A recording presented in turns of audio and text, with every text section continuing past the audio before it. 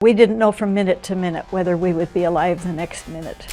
After 15 years of crushing on and stalking his 9th grade algebra teacher, a former student was convinced that she was the love of his life and he had to have her. But this time, he was no longer a scared little boy. He was now a cold criminal, determined to fulfill his desire to have sex with his teacher and to make her fall in love with him at all costs. This childhood crush, now turned into an unhealthy obsession, would lead to the kidnapping and abuse of Mary Stauffer and her 8-year-old daughter Beth, and the unfortunate death of a 6-year-old boy named Jason. This is the twisted case of Mary and Beth Stauffer.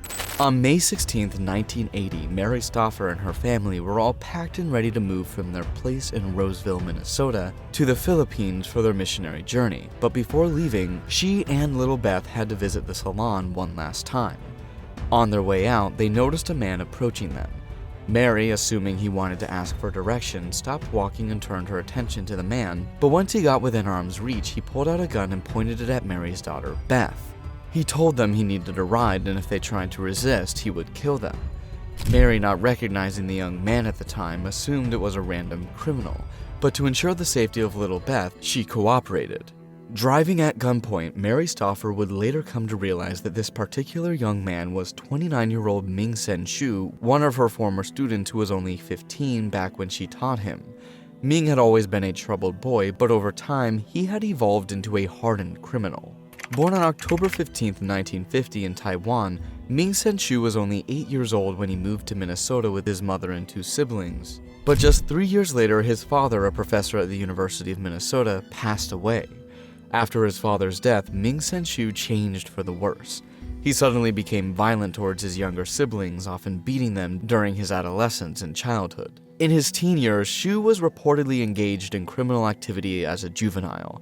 He reportedly started fires in the apartments of 3 strangers and often threw rocks at vehicles. For his role in the arson, he was ordered to participate in psychotherapy at the age of 14. According to his mother's testimony, Shu often lied but was persistent about being right, was uncontrollable as a child, and took no responsibility for his physical behavior. And this caused her to be fearful. She described him as someone who had no feelings, like a dog. From 1965 to 1966, Ming Sen Shu attended Alexander Ramsey High School in Roseville, where he had a crush on his 9th grade algebra teacher, Mary Stauffer. He would later confess during proceedings that due to his infatuation, he sexually fantasized about his algebra teacher.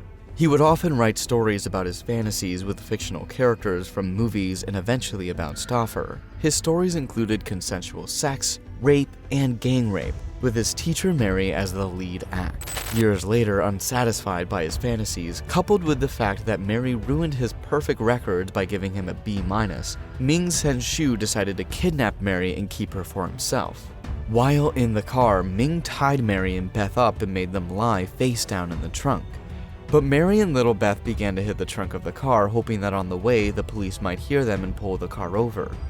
Their plans didn't, however, work, because on hearing the commotion, Ming stopped the car, opened the trunk, and yelled, "If I get pulled over by the police, I'll kill you."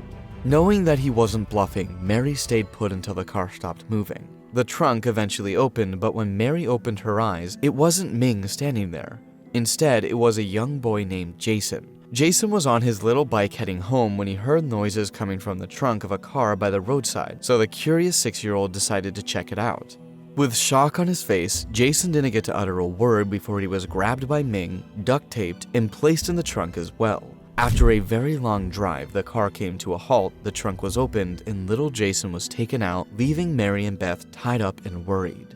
After what seemed like an endless wait, Ming returned, closed the trunk, and continued driving without uttering a single word. Finally, he came to a stop and untied Mary and Beth at gunpoint. When Mary asked what he did with Jason, he responded, "I left him where he could easily be found," but that wasn't entirely true. It would take months before the police would discover the body of the late Jason. But Mary wasn't dumb. She knew not to believe the words of the psycho, so she kept her eyes open for any chance she would get to escape. Mary and Beth were then led into a small house and forced into a bedroom closet. A closet that had been carefully converted into a prison. The doorknobs were removed from the inside, and with Mary's hand still tied, she couldn't even turn on the light bulbs. Things were not looking good for Mary and little Beth. Walking into that small house, Mary realized that this wasn't a coincidence. It was carefully planned with her as the target. The following week, Ming took Mary to the living room, tied her to the couch, set up a camcorder, and then told her all he had been through to get this far. He mentioned how he had been stalking her for more than 10 years and how one night he followed her down the highway and even told her how he knew where the spare key to her house was. He finally had the woman he wanted all these years right in front of him, and all that was left was for her to fall in love with him. But after days of trying to make Mary fall in love with him, Ming decided that she wouldn't come to love him naturally. He would, by all means, force it on her. So from that day until the rest of the 53 days he had them in his custody, Ming repeatedly raped Mary daily and threatened to kill Beth if she tried anything. He also filmed the assault, and most of the time he complained that Mary didn't show affection towards him during the act. One day, he began strangling little Beth and would only agree to stop if Mary kissed him on the lips well enough to make him believe she loved him, which she did. Back home, Mary's husband Irv had contacted the police. His report was soon linked to the missing Jason case. Mary's car had been found abandoned in a parking lot days after she went missing, dispelling the idea that she had run away from an abusive home, taking her daughter Beth with her. Instead, it hinted to the police that Mary might have been kidnapped. By keeping Mary and her daughter with him, Ming believed that sooner or later they would grow to love him and they would end up living together as one happy family. On the 7th of June 1980, almost a month after the abduction, he rented a vehicle and took the two on a trip to Chicago where he left Beth chained in the back of the van while he took Mary on a date with a gun, keeping her in check and preventing her from alerting anyone around her. While Beth was at the back of the van, she tried her luck at escaping by ripping off the window blinds and calling the attention of some teens nearby, telling them she and her mom were kidnapped. But unfortunately, she wasn't taken seriously. The teens told her to stop fooling around as they wandered off. A few days went by and it was Father's Day. A result of being such a good girl, Ming rewarded little Beth by letting her call her dad and wish him a happy Father's Day, but judging by how the phone call sounded, Irv struggled to believe that his wife and daughter had been kidnapped. Instead, he believed that Mary had run off to live with another man. While trying his best not to cry, he asked, "How soon can you come to visit?" And, "Can I speak to him?" To which Beth replied, "I don't know," and no before ending the call. Irv broke down while speaking to his 8-year-old daughter.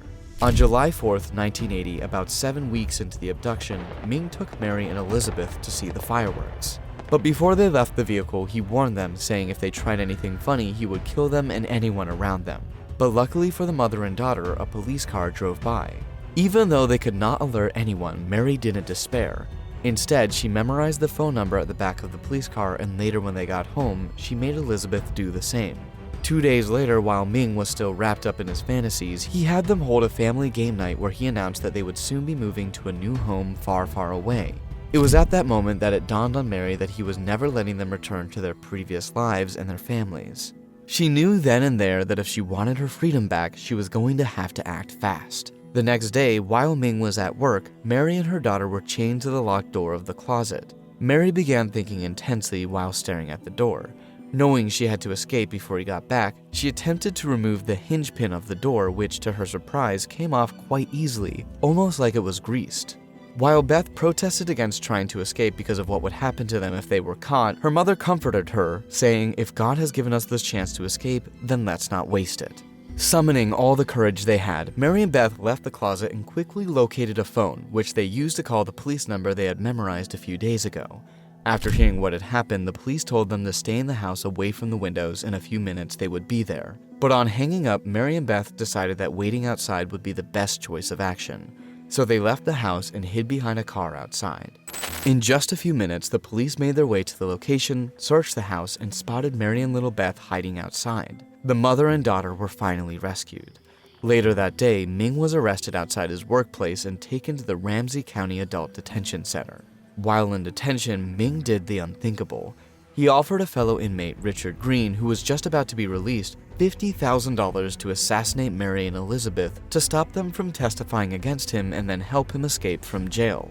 Richard, however, refused and divulged this information to the FBI. Ming eventually underwent 2 trials. The first one was in 1980, which was a federal trial for the abduction of Elizabeth and the repeated sexual assault of Mary. The case was treated under the Federal Kidnapping Act, and he was eventually sentenced to life in prison, but would be eligible for parole after 10 years and mandatory release after 30 years. However, the judge recommended that he serve the entire 30-year sentence. Ming's second trial was for the murder of 6-year-old Jason Wilkman. In desperation during the hearings, he managed to smuggle a knife into the court and attempted to kill Mary using the knife, but he only managed to cut her face. The cut was, however, so deep that it took 62 stitches to close the resulting wound. Xu also promised to kill Mary and her daughter when he was released from prison. Psychological evaluations of Ming showed no signs of mental illness. Ming Sen Xu was convicted in both trials and received 2 sentences to be served concurrently. A sentence of 30 years to life for the federal kidnapping charge and a sentence of 40 years for the state murder charge. He managed to escape a first-degree murder charge by agreeing to disclose where he hid the body of the late 6-year-old Jason Wilkman. 30 years later, on July 6, 2010, Ming became eligible for mandatory release but was denied. On the 28th of September 2010, the Anoka County District Judge, Jenny Walker, ruled that Ming could be detained indefinitely as a dangerous sexual predator even if he was granted parole. Ming appealed this ruling but was denied and has since been denied several requests by the United States Parole Commission. Despite the trauma and pain caused by Ming Sen Xu, Mary and the Stauffer family were able to move on with their lives, leaving the incident behind them. They later went on their missionary journey to the Philippines, and they have all progressed beautifully since then. Elizabeth has gone on to get married and presently lives a happy life with her husband. In an interview with Lifetime, Mary Stauffer says it was important for her to share her story, as there were times when she questioned her faith. "We pray for Ming Sen Xu," she says. "We hated what he did, but we didn't hate him." Mary says that after her ordeal, which she says doesn't define her, she and her husband were able to finish their missionary careers and retire. They have been happy to see their children get married and have children of their own. "He didn't get to ruin our lives," says Beth Stauffer. "He ruined his life." Ming Sen Xu testified that he felt rehabilitated by the decades in a high-security prison. He said he'd also willingly undergo sexual offender treatment and would have before, but couldn't because it wasn't available in the prisons where he'd been held. Ming Sen Xu did apologize for his crimes and recounted them in some detail in court. He said he had what he called a schoolboy crush on Mary as a high school student. He said the impulse grew into an obsession, prompting him to stalk and abduct her 15 years later. He locked her and her daughter in a closet and raped Mary Stauffer repeatedly while he held the pair. He also beat to death a 6-year-old boy, Jason Wilkman, who happened to spot the kidnapping in progress. After Stauffer's escape and his arrest, Xu led authorities to Wilman's body in the Carlos Avery Wildlife Management Area. "The remorse and sorrow remain heavy on me," he said, reading a written apology he submitted to the court. "I regret acting in that manner. I chose to do it wrong. I had no concern for anybody." In 2010, prosecutors in Anoka sought to have Xu committed to the state's sex offender program in Moose Lake. Assistant Anoka County Attorney Janice Allen said that there was no overt sign that Xu had changed while in prison, although he is 29 years older.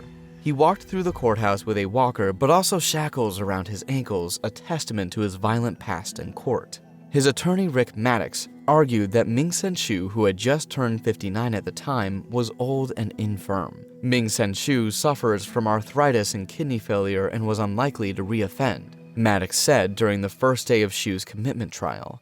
Maddox argued that, at his age, proposed sex offender treatment and intensive supervision while on lifelong parole reduce his risk of reoffending. Maddox also pointed to Ming Sen Xu's nearly spotless discipline record in federal prison and questioned some psychological tools used in his evaluation. Since July 2008, Ming Sen Xu has been evaluated by 3 court-appointed attorneys.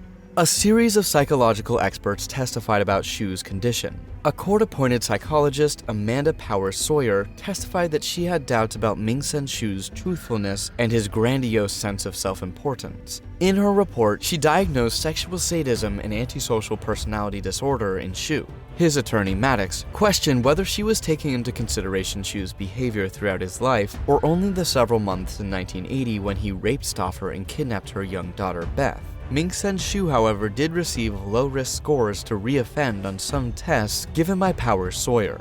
Anoka County District Court Judge Jenny Walker Jasper, rather than a jury, heard the case in a trial that lasted for a lengthy period of time. Irv Stauffer, Mary's beloved husband, said the trial 30 years after the incident brought back painful memories. "Those 7.5 weeks were the most difficult time of our lives," he said, not knowing day to day what was happening to them and if I would ever see them again. Ming-Sen Shu had served 30 years of a federal life term and was up for parole consideration by the U.S. Bureau of Prisons in July 2010. He was turned down at a parole hearing the previous year, and he may have to undergo several years of sexual offender treatment before he's let out of prison. May Dickerman, his mom, earlier planned to testify in the civil commitment trial of her son, Ming-Sen Shu. But during the court sitting, he suffered a medical problem, clearing the Anoka County courtroom for an unexpected 2-hour recess. Outside the room, Mary Stauffer walked over to a shaken Dickerman and introduced herself. The mother sat down on a couch, heads close together as they shared words of empathy and sorrow, both of which needed to bring closure for years. Mary Stauffer told Shu's mother that she wasn't responsible for the actions of her son, who raped her repeatedly in his Roseville home and held her captive for nearly 2 months after kidnapping her and her young daughter. Dickerman said she had felt deeply troubled by her son's crimes. The 20-minute talk ended with hugs and Stauffer's husband Irv leading them in a prayer to ask God to give Dickerman's family grace and strength as they go through this ordeal. As a mother, if I had a son who did what Ming did, I would feel so horrible, Stauffer said. I let her know how much I feel for her. My suffering ended in 7 weeks, but it lasted for the Shu family forever. That year, Ming-Sen Shu had just turned 59 and had the possibility of parole. Experts spent a decent number of days testifying about whether he should be committed to a secured sexual treatment program if released. Also, Anoka County officials filed a petition seeking civil commitment. Dickerman, her son Charles Shu, and a daughter-in-law and granddaughter listened to several hours of testimony, but the earlier medical delay didn't leave time for Dickerman to testify. Paramedics were called to the courtroom when Ming-Sen Shu was spitting up blood. It was determined the trouble was caused by a dental problem.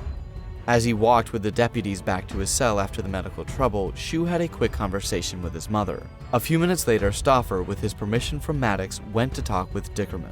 At one point, Dickerman's daughter-in-law sat near Mary Stauffer and said, "I'm so sorry." Later on, Larry Crone, the late Jason Wilkman's uncle, approached Dickerman and said Jason's parents and family forgive Shu. Like Stauffer, he also let Dickerman know they feared for their family's safety if Shu was released. Shu, during his testimony, apologized to the Stauffer and Wilkman families. "I assure Mary that my unnatural obsession no longer exists. I will never bother her again. I give my solemn pledge that I will never hurt my victims in any way," he said. Ultimately, the judge denied Shu's parole and ruled that he would remain in prison for the rest of his life. Shu appealed his case in 2014 but was again denied. He also appealed again in 2016, but the outcome was no different. According to the Federal Bureau of Prisons, Shu, who is now 73, is currently detained at the United States Penitentiary Marion in Marion, Illinois. Do you think Ming-Sen Shu will ever be free? Is he deserving of the life sentence? Let us know your thoughts in the comment section. Don't forget to like and subscribe for more videos like this. See you on the next one.